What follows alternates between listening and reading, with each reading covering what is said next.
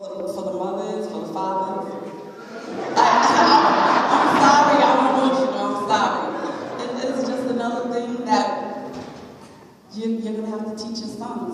And it's just very sad and very disheartening that that's another thing that we have to teach our sons.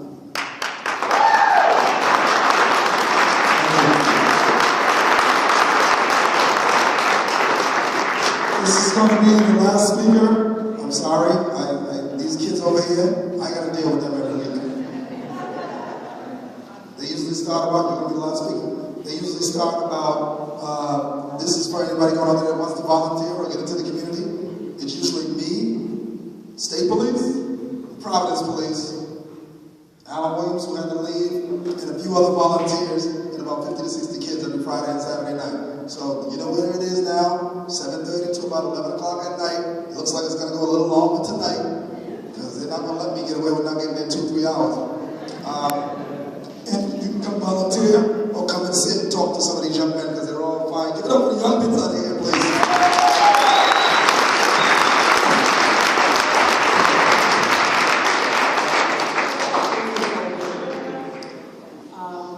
I live in a community, and I might be an activist, I might be considered radical. I don't know, I don't care. I just want to live in our community. But I'd like to talk about the fact that as police are the first line of defense against our men and women that are going to the prisons. I mean, we can't be 5% of the community, but 75% of the prison population. And we're very much aware of that. So when they get pulled over and people going to jail for a suspended license and no other reason, I mean, this affects the fact of whether they get jobs and things like that. So, like right now, we're reading blood in the eyes, so you just think about how radical I might be. But the question I'd like to ask the state police, and I thank you for coming out tonight, you officers, is the fact of why are you policing our neighborhoods so much? I mean, we can't ride down Elmwood Avenue, if you go down Oneyville, if you're on the south side, Broad Street, I mean, it's like you guys are everywhere. So I don't think that's right, because it's like the military being out there. So that's the question I wanted to ask, but they are definitely out there, starting Thursday night through Sunday. Thank you.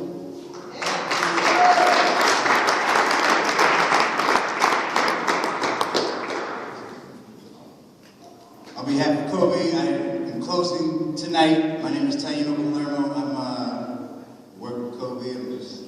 I'm new to the city. I don't know how to put it. I'm just kind of riding his coattails. I dive right into community stuff. I'm on the board for the Salvation Army, and I want to shout out my man right here. The youth summit, I saw you. He's my politics and civic engagement workshop. He's going to be the future mayor. I just want to say one thing. I'm from New York City. I've been here about a year, and I spoke to Chief Clemens, Colonel O'Donnell, and we met over here, and I told him, you know, for somebody that was in New York, where Sean Bell was shot 50 times, and I've seen, you know, a lot of police brutality, and trust me, I feel the frustration in the room, but I want, if there's any kind of relief out of this, bless you, is Rhode Island, believe it or not, Providence in particular, is a lot farther than many others in terms of police relations. They know they are here. Colonel O'Donnell from State Police is always here.